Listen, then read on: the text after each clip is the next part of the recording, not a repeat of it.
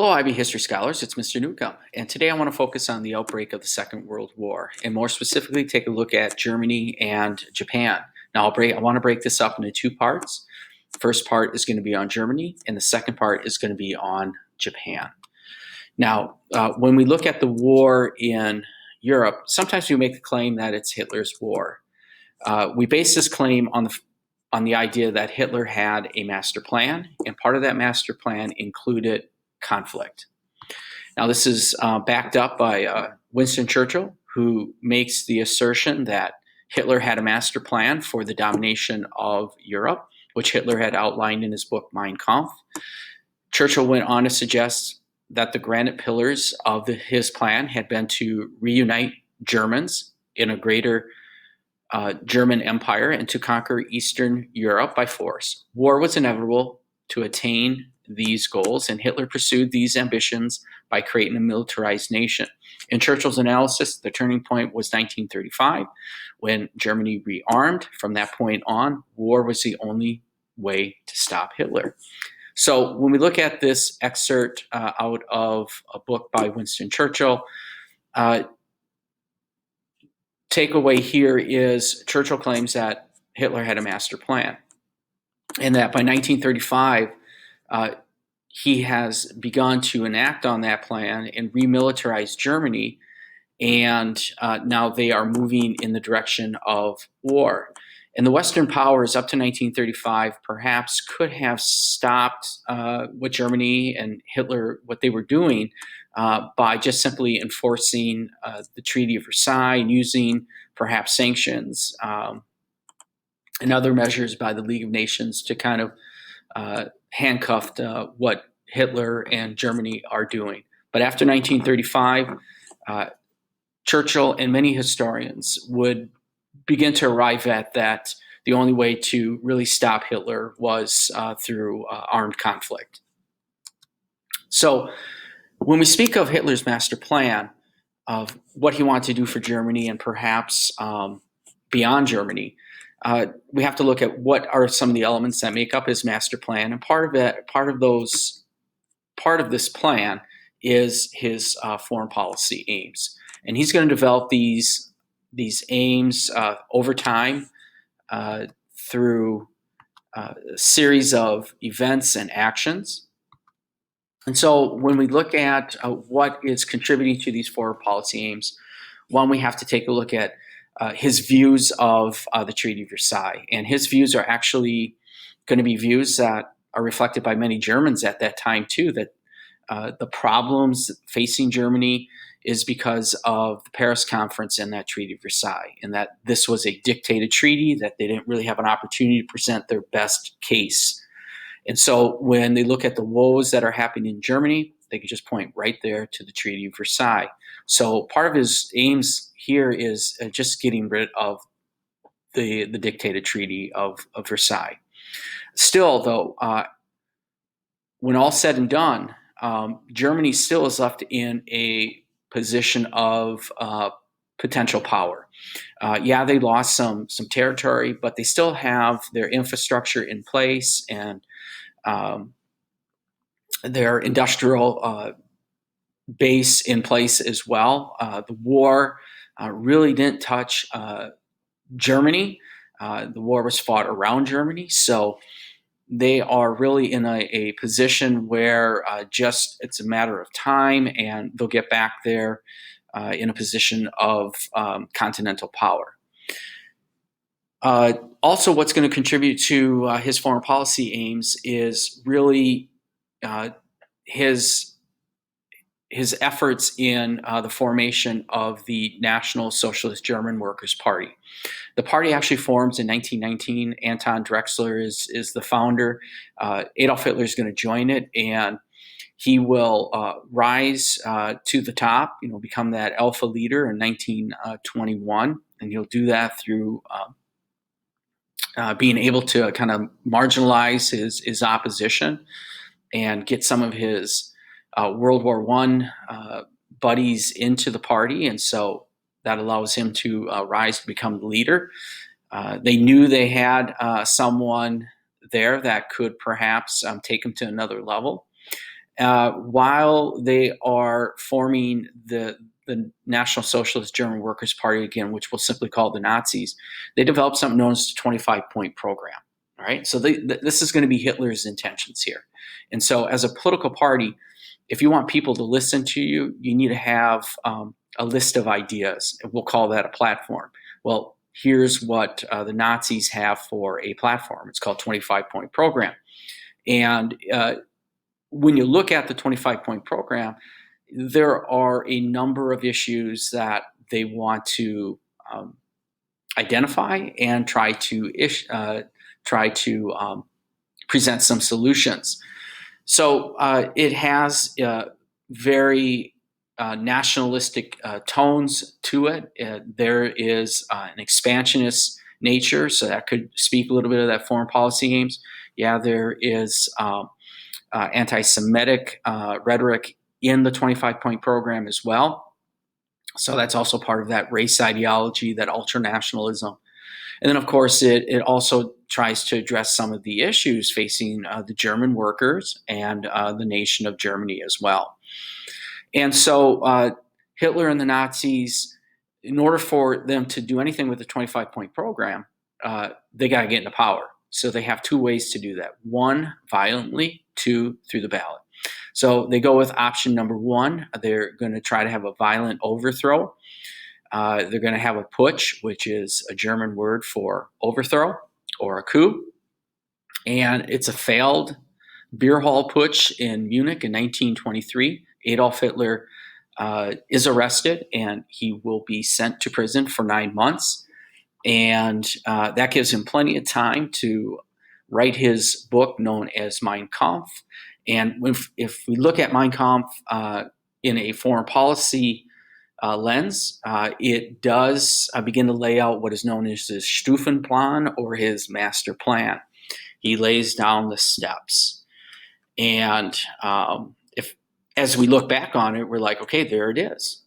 But at the time, not too many people actually read Mein Kampf. Only those that were hardcore members of the Nazi Party, and anyone who became a member of the Nazi Party would read Mein Kampf because it seemed to be a mandatory thing to do.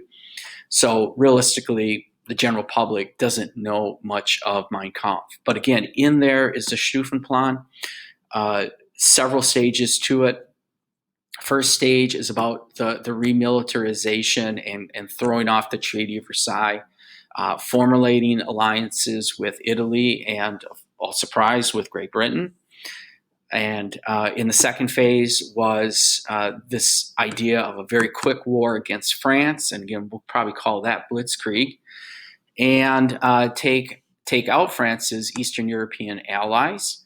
And then the third phase is to take on an ideological rival and a threat to Germany, and that would be the Soviet Union. Ideological rival, the Soviet Union's communists. The Nazis are fascists. They're not on the same page. They are politically polarized, and so they firmly are opposed to each other. So that's the workings of his Stufenplan. Now, once he gets out of prison, he's going to work on option two, trying to find a way to get into power. And so from 1923 to 1928, they're going to work hard to branch out as a kind of like a regional party in southern Germany to become more of a national party, and try to get their views out there and fused in different parts of Germany. And their big breakout moment is going to be 1928. They take a gamble and they lose. They do not have a significant election success in 1928. Only a few seats in the Reichstag will go to the Nazis in 1928, so they will not have a say in what that government's going to look like.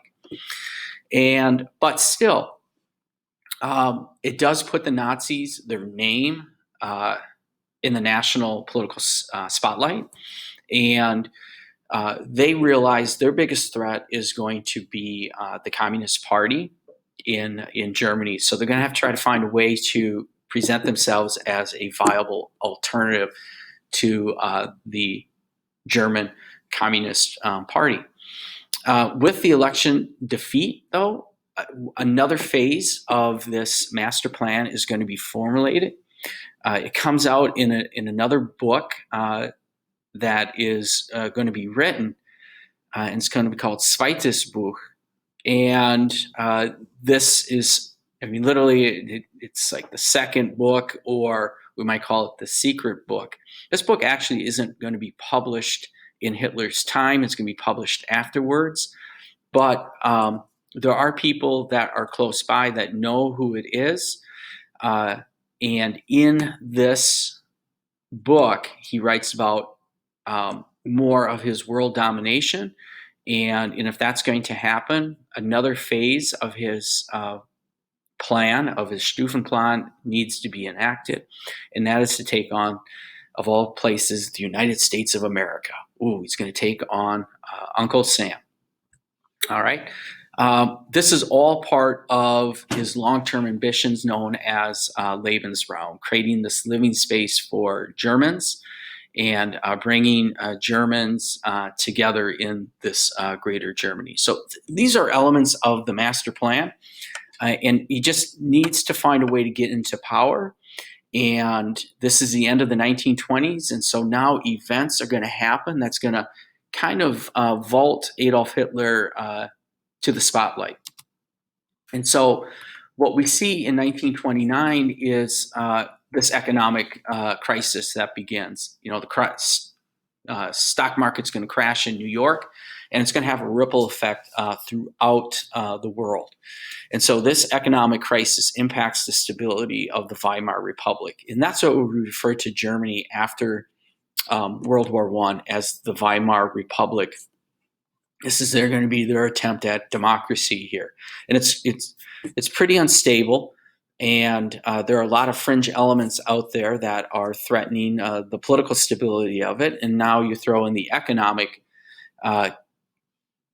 crisis, and that really destabilizes the Weimar Republic. Unemployment and despair. It's just going to pave the way for someone like Adolf Hitler, who that seems to have a plan on how to get Germany back in the right direction. In 1932, 4 years after their election defeat, they're going to have a huge election success in 1932, to enough where they are really considered the majority in the Reichstag, and that means that they'll have a play with some ministers in the government, and so they cannot be ignored as much as the conservatives and the others would like to do. They can't ignore the Nazis and Adolf Hitler. And so Hindenburg is trying to find a way to keep Hitler out of position of power, whether it's the vice chancellor or the chancellor itself. And so a series of coalition governments collapse, and so he is naturally obligated to ask Hitler to accept the chancellorship in 1933, which he does. And so this shows that he did come to power legally. Once he's in power, that's different.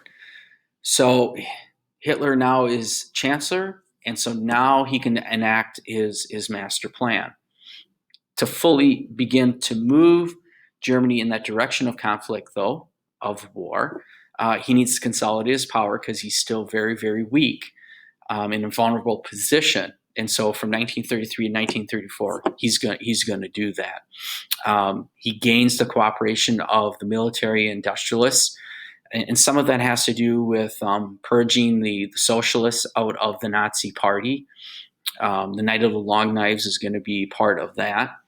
Restrict the rights of opposition and citizenry, and that's as a result of the burning of the Reichstag building, and allows the passage of the Enabling Act, which gives him the pretty much legislative power to do what he feels is right.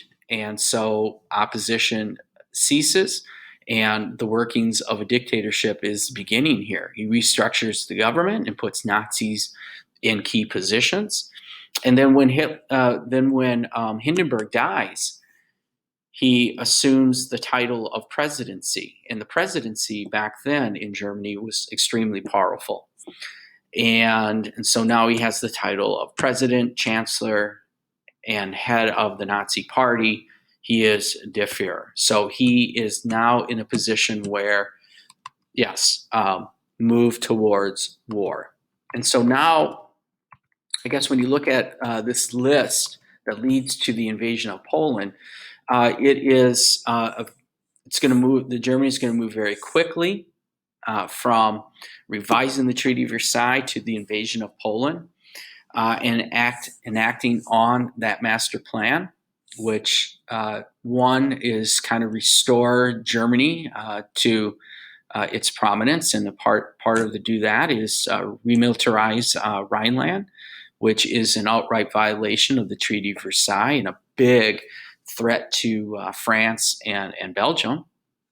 Then with the Spanish Civil War, it's very tempting for fascist Germany to get involved here and use the Spanish Civil War as kind of the testing ground for ideology and for the new military capability of Germany. The Rome-Berlin axis here is the formulation of an alliance with Italy. The alliance with Great Britain just simply isn't going to happen. The Hossbach Memorandum, that's a big one here. Historians, they like to really hang on this one. Most people are like, Hossbach Memorandum, big deal. What is it? Well, this is kind of like that smoking memo that shows the real intention of Hitler. He is telling his generals and key ministers, get Germany ready for war. That's putting people on notice that Germany is going in this direction. And once it's at a point where he thinks Germany is capable of doing it, he's going to act on it. And that's where Poland comes in September of 1939. The Anschluss is a big part of his Lebensraum, merging with Austria. The takeover of Czechoslovakia is also part of this idea of Lebensraum, bringing in the Germans in the Sudetenland. And then the Nazi Soviet pact. It's just buying time in order to be ready to take on the Soviet Union and initiate the Second World War, which really has started with the invasion of Poland. Okay, so that is the end of part one, where I want to focus on Germany and the outbreak of the Second World War in Europe.